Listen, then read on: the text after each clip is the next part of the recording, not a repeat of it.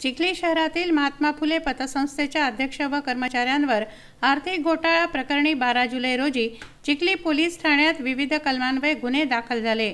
या प्रकरणात संस्थेचे अध्यक्ष दत्तात्रय गणपत खरात यांनी 35,28,484, मुख्य शाखा व्यवस्थापक सतीश प्रल्हाद वाघ यांनी 46,70,055, रोकपाल परमेश्वर सुखदेव पवार यांनी 52,38,536, तर राऊतवाडी शाखा व्यवस्थापक गणेश कचरुजी खंडागळे ₹12,83,254 असे एकूण 1,47,20,329 रुपयांचा अध्यक्ष तथा अधिकारी कर्मचारी यांनी अफरातफर केल्याचं निदर्शनास आलं आहे।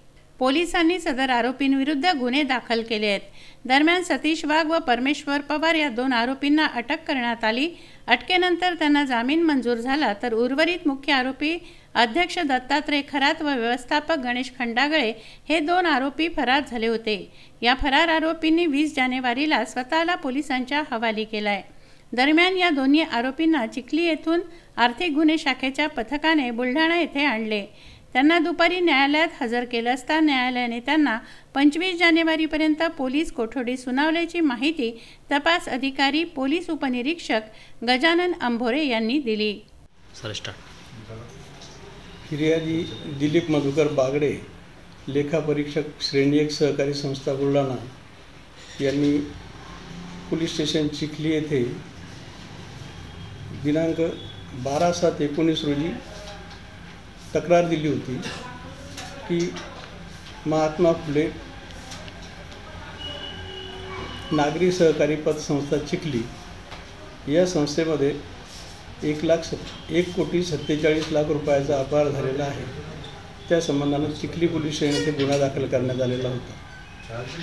सदर गुन्ह्याचा तपास चिखली पोलीस स्टेशन करीत असताना माननीय पोलीस अधीक्षक दिलीप भुजबळ पाटील यांच्या आदेशाने सदरचा गुन्ह्याचा तपास आर्थिक गुन्हे शाखेकडे हस्तांतरित करण्यात आला होता। सदर गुन्ह्याचा तपास उपविभागीय पोलीस अधिकारी तडवी साहेब यांचे मार्गदर्शनाखाली मी करीत असून सदर गुन्ह्यामध्ये यापूर्वी 2 आरोपी जे मॅनेजर आणि कॅशियर यांना अटक करण्यात आलं होतं। त्याच्यानंतर म्हणजे काल रोजी संस्थेचे अध्यक्ष आणि मॅनेजर यांना अटक करण्यात आलेलं आहे। त्यांना आज कोर्टामध्ये हजर केलं असता कोर्टाने त्यांचा दिनांक 25/1/2020 पर्यंत पोलीस कस्टडी रिमांड मंजूर केलेला आहे आणि तपास पुढे चालू आहे। किती कोटीचा अपहार झाल्याची माहिती उघडकीस झाली? तपासामध्ये 4,38,58,000 रुपयाचा अपहार झाल्याचे आतापर्यंत निष्पन्न झालेला आहे। प्रशांत खंडारे, विदर्भ न्यूज, बुलढाणा।